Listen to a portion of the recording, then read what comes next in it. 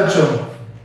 देखो, last year class 11 जब हम कर रहे थे तो लास्ट क्लास 11 के अंदर में टॉपिक जो स्टार्ट कर रखा अपना टॉपिक हमारा अरिथमेटिक प्रोग्रेशन यानी कि एपी, उसके हम कुछ सवाल कर भी चुके थे। अब देखो उसी के आगे मैं आज कंटिन्यू और करता हूं। तो लास्टली जो पढ़ चुके थे वो तो अलग हो गया, अब आगे का क्या पार्ट है। अब देखो मैंने यहाँ से आज जो सवाल देखा, जो पहले सवाल है आज की क्लास में दिया गया, the sum of the n terms of two arithmetic progression, यानी कि दो कोई एपी है और मैं बता रहा हूं देखो एनसीईआरटी के अंदर 9.2 स्टार्ट है हमारी, 9.2 को जो मैं करवा रहा हूं वो है हमारा 9 सवाल। क्या दिया गया, the sum of the n terms of two arithmetic progression are in the ratio 5n + 4 9n + 6, then find the ratio of the 18 term. यानी कि मुझे बोला गया एक एसएन है ये और एक कोई दूसरी एपी है जिसका सम ये हो गया, इन दोनों टर्म्स का यानी इन दोनों सम का जो रेशियो आ रहा है वो आता है 5n + 4 अपॉन में 9n + 6। अब उससे पूछा गया बताओ 18 टर्म का रेशियो क्या होगा। तो जब भी कभी ऐसा कोई सवाल दिया जाए सबसे पहले एक काम करते हैं, इसको सिंपलीफाई कर लेते हैं। तो Sn मुझे गिवन है, Sn जब गिवन है तो मैं आगे क्या करूंगा, Sn के फॉर्मूले के according n/2 2a n - 1 into में d। ये कोई दूसरी एपी है बट नंबर ऑफ टर्म तो सेम दे रखे दोनों जगह, तो ये n/2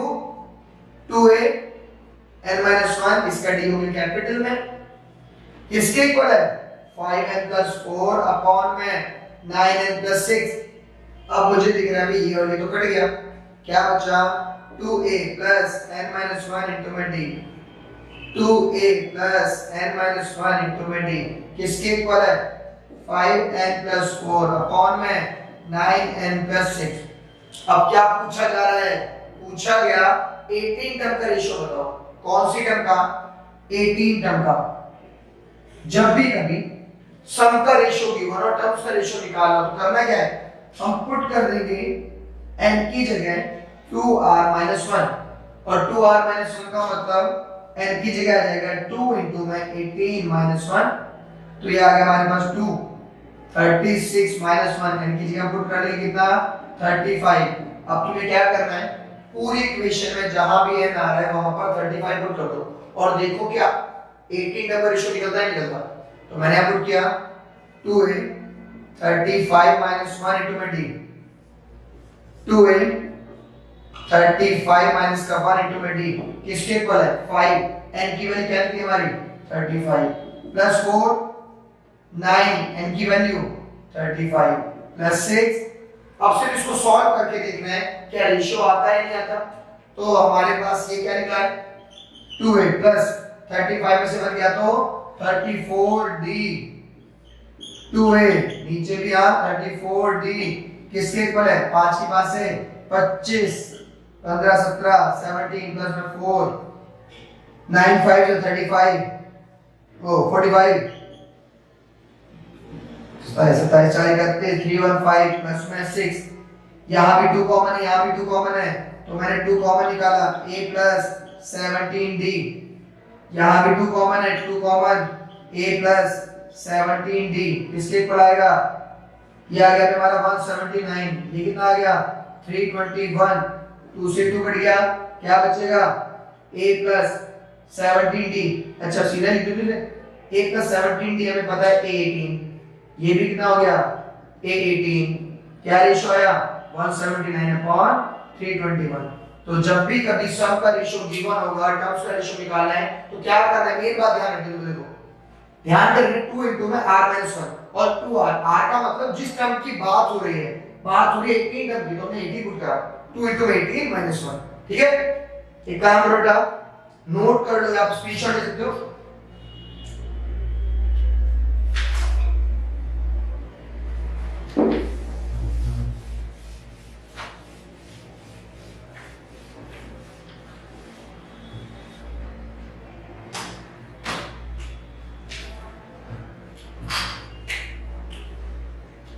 देखो बेटा अब जो नेक्स्ट में करवा के दिखाता हूं मैं, अभी मैंने तुम्हें कराया था 9,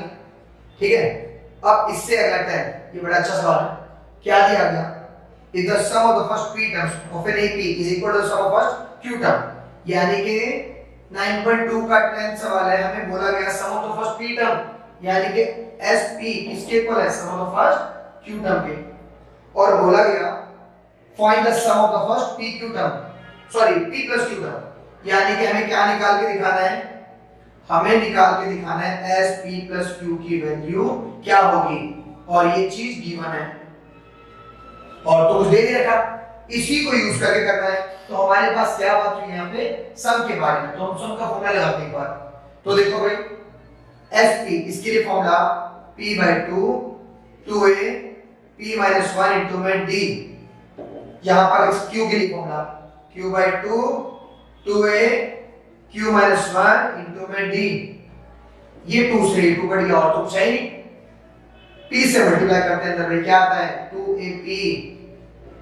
p से करेंगे तो ये p minus 1 ये dp, q से करा 2aq, q से यहाँ मल्टीप्लाई तो q minus 1 into में dq। अब क्या करना है, इस टर्म को भी और इस टर्म को भी यहाँ ले आते हैं पहले 2ap, ये क्या रहेगा हमारे पास p minus 1 into में dp, इधर आएगा तो माइनस का 2aq minus q minus 1 into में dq बराबर में यहाँ बचेगा 0। अब इसको सिंपलीफाई करने से पहले भाई देखो 2ab और 2aq दोनों के अंदर 2a कॉमन है, मैंने 2a कॉमन निकाला, ये बचेगा p माइनस का q,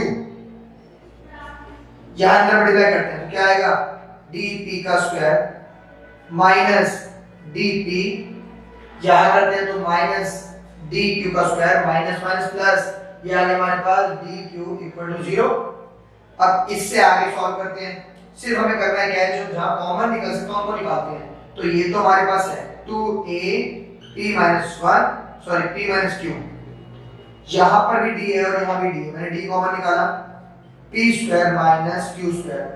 यहां भी d है यहां भी d है, मैंने माइनस का d कॉमन निकाला, ये बन गया p minus q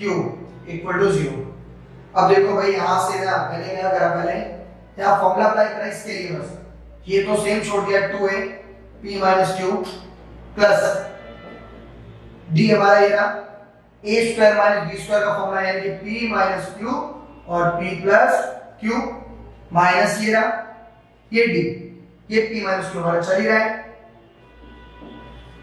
equal to 0, p minus q यहाँ भी p minus q यहाँ भी p minus q यहाँ भी, पूरे में से मैंने p minus q कॉमन निकाला, क्या बचेगा 2a plus p minus q चलाएंगे तो क्या बचा d p plus q, ये पूरा चलाएंगे बचेगा माइनस का d इक्वल टू 0। अब भाई देखो p minus q को जो मैं इक्वल टू 0 रखता हूं तो p minus q बराबर 0, यहां से मिल रहा है मुझे p और q इक्वल, और हमें बोला गया p and q both are not equal, तो ये तो नॉट पॉसिबल हो गया। अब आ गया ये पूरा पार्ट, इसके इक्वल ही है 2a प्लस d दोनों में से common p plus q minus का 1 इक्वल टू 0। भाई ये वैल्यू आ चुकी, बट हमें ये तो निकालना नहीं है, हमें क्या निकालना है, हमें बोला गया sum of the first p plus q term, तो क्या निकालना है s p प्लस q, इसकी वैल्यू तो फॉर्मूले के according p plus q by 2 2a p plus q minus का 1 into में d, इस पूरे की वैल्यू किसके इक्वल है 0 की, यहाँ पूरा 0, तो p प्लस q by 2 ये 0 पूरा कितना आ गया 0, यानी कि sum of the first p plus q term is 0। ठीक है बेटा, कोई डाउट ज्यादा? ठीक है, आप एक काम करो नोट करो, मैं नेक्स्ट पार्ट कराता हूँ।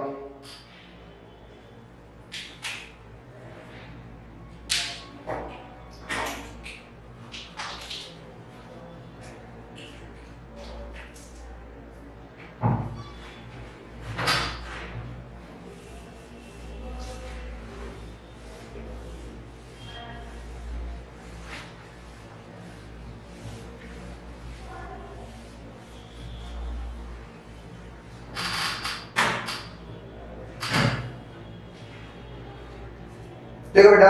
अब मैं जो करवा रहा हूँ वो तुम्हारा एनसीईआरटी 9.2 का यानी कि 9.2 का ही एग्जाम सवाल है, वो है हमारा 14, और ये जो सवाल दिया गया है एनसीईआरटी 10th क्लास के अंदर ही था, मतलब सेम ही था, बेसिक चेंज हो सकती है बट टॉपिक ऐसा ही कुछ था, वहां रिप्रेजेंट करने का तरीका अलग था, यहाँ रिप्रेजेंट करने का तरीका अलग है। बोला गया इंसर्ट 5 नंबर बिटवीन 8 एंड 26, यानी कि हमारे पास एक 8 है और एक 26, इसके बीच में कितने नंबर इंसर्ट करने हैं? 5 नंबर, यानी कि 1 2 3 4 देखिए 5। अब याद करो कि तुमने 5.2 10th क्लास की एनसीईआरटी में किया था, और अगर याद आता है तुम्हें 10th क्लास की एनसीईआरटी के बारे में जो 5.2 में दे रखा था, तो 5.2 के अंदर ऐसे कैसे सवाल थे, पूरा एक टॉपिक था, शायद 5 to 6 सवाल थे वहां पर, तो तुम्हें थोड़ा बहुत याद आ भी गया होगा, अब तुम्हें देख के लग भी रहा होगा तो हो जाएगा। तो बेटा ऐसा ही सवाल है, बिल्कुल 10th क्लास, कोई कॉम्प्लिकेशन नहीं, कुछ भी ऐसा नहीं, बट कई बार पूछ लिया था हम भी, तो इसलिए में आना चाहिए। तो ये पहली टर्म यानी कि A1, ये दूसरी टर्म यानी कि A2, ये तीसरी टर्म यानी कि A3,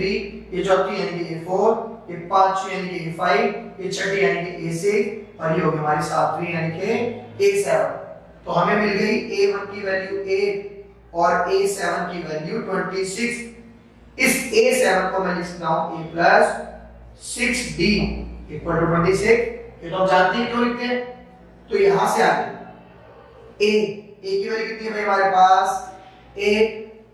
plus 6D equal 26, 8 minus 6D बराबर 26 माइनस 8, 6D किसके इक्वल आया यहाँ पर 18, 6 डिवाइड में यानी कि कर दिया तो कितना आ गया 3, D की वैल्यू मिल गई हमें 3, और जब D मिल चुका है तो आगे करना है बस। अब D की वैल्यू हमारे पास कितनी है 3,